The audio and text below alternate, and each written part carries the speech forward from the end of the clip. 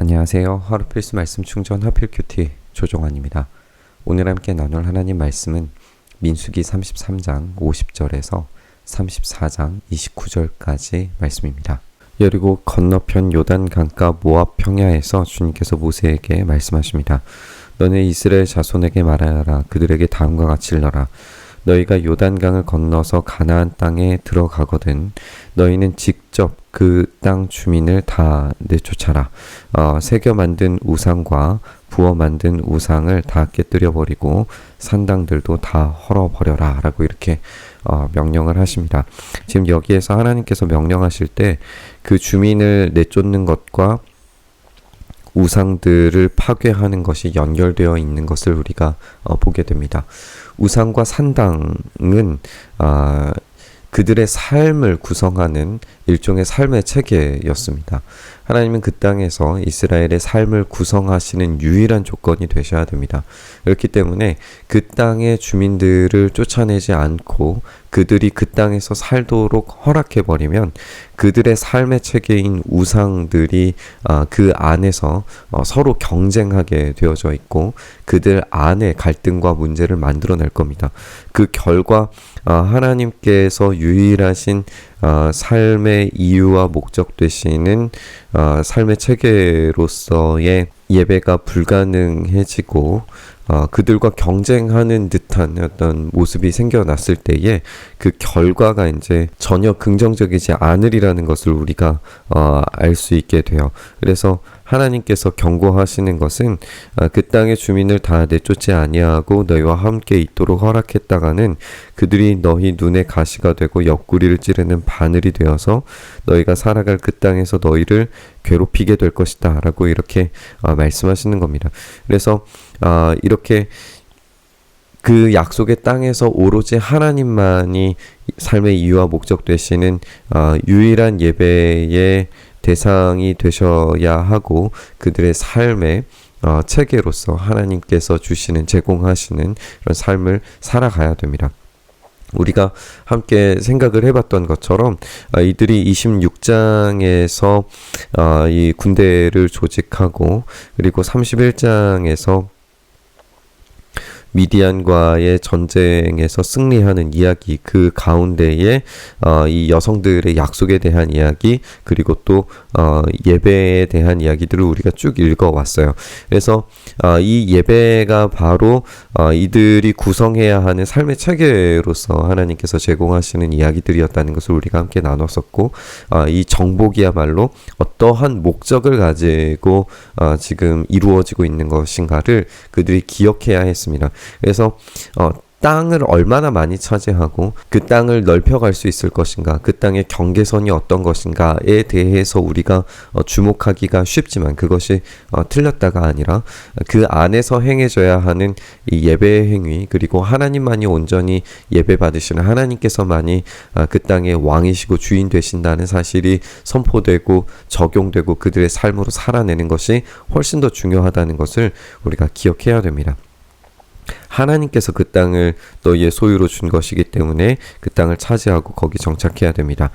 땅은 주사위를 던져서 가족별로 나누어 가지도록 하고 큰 쪽에는 큰 땅덩어리를 유산으로, 작은 쪽에는 작은 땅덩어리를 유산으로 주어야 됩니다. 이렇게 이 지파들끼리 나누어 가지도록 명령을 하셨고, 그 이후에 이제 경계선이 어떤 것인지 이 땅을 나누는 책임자들에 대해서 세우는 이런 과정을 우리가 읽게 됩니다. 하나님께서 다시 한번 이제 모세에게 말씀하시는 내용을 우리가 읽게 되는데요.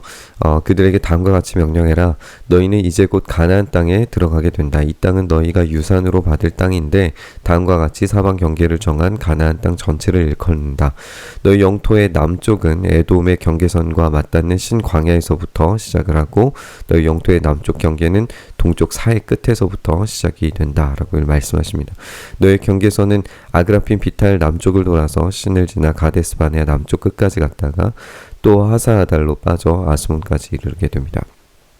경계선은 더 연장이 되어서 아스본에서 이집트 국경지대 강을 따라서 지중해가 시작되는 곳까지 이르고, 서쪽 경계는 지중해와 그 해안선이죠. 이것이 서쪽 경계가 될 겁니다.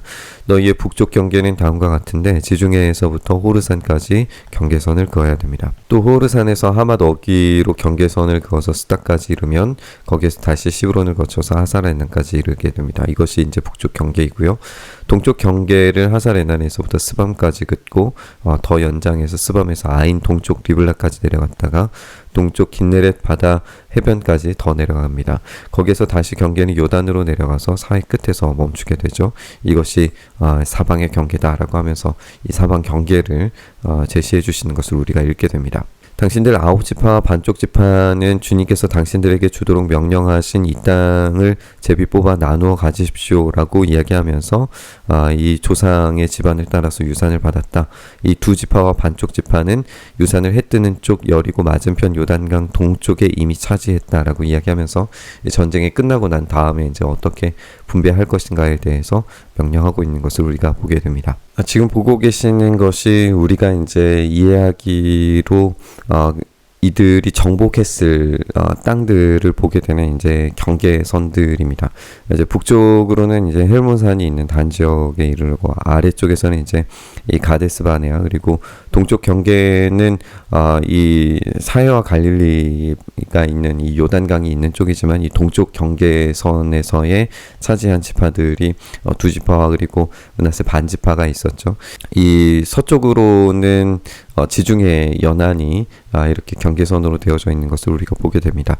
우리가 이제 이렇게 차지한 땅을 보고 있지만, 이 땅은 이들의 결정적인 어떤 땅이고 이들이 차지해야 되는 어떤 확정된 구역이라기보다는 이곳이 어떤 시작점이 되어야 된다라는 것을 우리가 생각을 해봤으면 좋겠어요. 약속의 땅에서 하나님께서 명령하신 명령을 수행했을 때에 이 땅의 경계의 대략을 우리가 이제 이렇게 스타트 라인처럼 우리가 역할을 이해해 보면, 다윗과 솔로몬의 시대에는 그 주변으로 영향력들이 얼마나 넓게 행사되었는지 우리가 생각을 해볼 수 있거든요. 그렇다면 을은 이곳에서부터 하나님께서 명령하신 명령을 온전히 수행함을 통해서 이 주변 국가들과 인접 국가들의 하나님의 다스리심과 섭리, 그리고 책임져 주심과 통치에 대해서 증거하고 증명하는 일들을 감당해야 됩니다.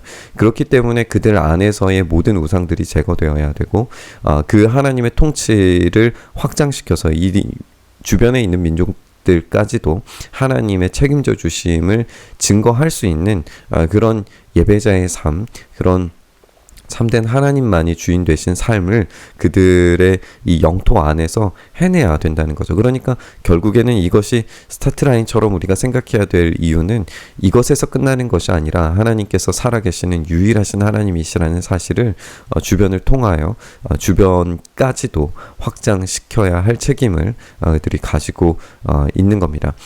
이방인들이 이제 가시와 바늘로서 그들을 괴롭게 하지 못하도록 여기 안에서 제거되었다면 옥토가 되고 또 열매를 맺어서 풍성한 포도원이 되어서 이 곳에서부터 아름다운 열매들을 그 주변으로 전달하는 그런 역할들을 감당해야 됐던 거죠. 이제 이 일에 대한 책임자들을 세우게 됩니다. 이 땅을 나눠줄 사람의 이름은 제사장 엘르아살, 눈의 아들 여호수아이고, 또 땅을 유산으로 나눠줄 사람의 지파마다 한 사람씩 대표로 뽑게 됩니다.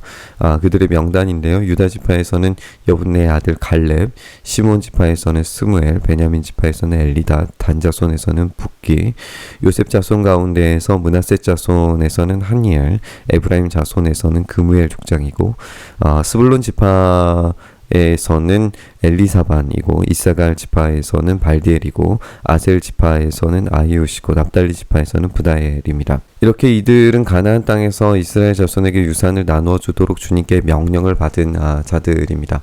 이들은 약속의 땅 안에서 가시와 바늘을 제거하고 옥토를 만들어서 하나님께서 명령하신 그 풍성한 포도원을 만들기 위해 하나님만이 유일하신 예배의 대상이 되시며, 하나님의 명령이 그들의 삶의 체계를 만들도록 그들의 일을 일주일, 월, 그리고 매 해마다 벌어지는 절기들을 통해서 그들의 삶 속에 오로지 하나님만이 주인이시라고 하는 사실을 증명해내야 합니다. 이들이 과연 이런 일들을 해낼 수 있을 것인가? 우리가 질문하면서 우리가 성경의 이후의 이야기들을 함께 읽게 되는 겁니다. 우리에게 주시는 그 지경을 통해서 우리의 삶을 온전히 구성하고 삶의 체계가 하나님의 명령에 따라서 이렇게 만들어졌을 때 우리의 죄의 뿌리가 될 것들을 제거하고 온전히 열매 맺는 삶을 우리에게 요구하심으로써 우리의 삶의 그 허락하신 지경 안에서 온전히 열매 맺는 포도원이 되기를 원하시는 것. 이것이 이제 하나님의 명령의 이 정복의 이유라는 것을 우리가 생각을 해봤으면 좋겠습니다. 기억할 것은 열매 맺는 삶 그 너머에 우리의 풍성함은 반드시 우리 주변으로 어떤 영향력을 미칠 수밖에 없다는 사실이에요. 그 영향력이 하나님의 영광이 되었을 때에, 그러니까 세속적인 어떤 물질적 풍요로움과 어떤 잘 되는 일들 이런 것들의 영향력이 아니라 하나님의 영광이 그 영향력 자체가 되었을 때에 그들의 땅을 차지하는 목적을 완수한 것이라고 할 수 있을 겁니다. 우리는 땅의 크기보다 정복의 이유와 목적을 조금 더 깊이 생각해 볼 수 있었으면 좋겠습니다. 우리의 지경이 물론 넓어지는 것도 중요하죠. 다윗과 솔로몬이 했던 것들도 이 땅의 지경이 넓어지는 일들도 포함하기는 했지만 그들이 땅을 무력적으로 행사해서 더 넓히지 않고 오히려 그들의 영향력 그리고 하나님의 그 통치와 통치 질서를 넓히는데 훨씬 더 큰 일들을 수행해 내려고 했다는 점에 대해서 우리가 깊이 생각을 해봐야 됩니다. 그게 하나님께서 원하시는 목적일 수 있어요. 하나님의 통치의 영향력이 우리 삶 안에서 더욱 넓어지기를 바랐으면 좋겠습니다. 그래서 우리의 삶이 열매 맺는 인생을 넘어서 우리의 삶을 보고 하나님께서 살아계신다라고 하는 하나님의 영광을 바라볼 수 있는 그 영광의 영향력까지도 우리가 바라보면서 그런 삶을 살 수 있게 해달라고 그런 소망을 가지고 묵상의 자리로 나아갔으면 좋겠습니다.